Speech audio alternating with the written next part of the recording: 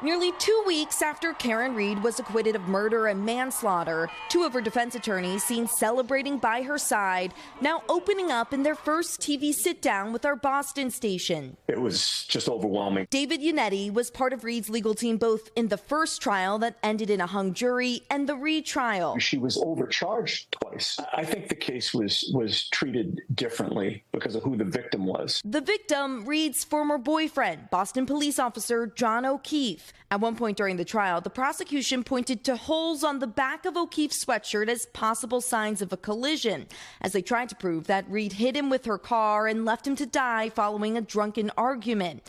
But those holes had actually been cut as part of analysis by the crime lab. It appears that I made a mistake. An error defense attorney Robert Alessi said played a significant role ahead of Reed's acquittal. That was such a serious affront to the facts, and it was on a very, very key witness, Dr. Wolf. It's something that also stood out to the jury foreman. What was your reaction? How did that make you think?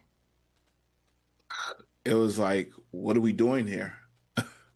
Like, you're the prosecution. You should already know this. Reed was convicted of operating a vehicle under the influence, or OUI, a lesser charge that the defense pushed to add in the retrial. Maybe there was somebody on the jury that just didn't want to give straight not guilties across the board. The case shot Reed and her defense team into the national spotlight, drawing bands of supporters online and in person. Now, according to reports, the widely watched legal saga will be transformed into a scripted project.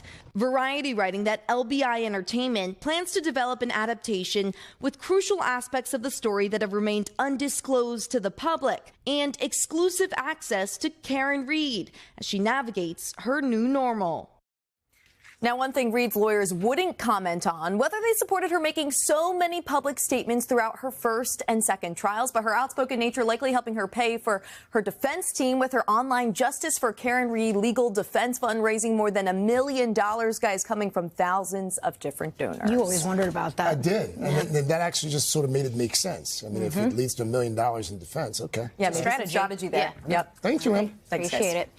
Hey, thanks for watching. And don't forget, you can catch the Today Show every morning on NBC or take Today when you're on the go. Just follow the Today podcast on Apple Podcasts, Spotify, or wherever you listen.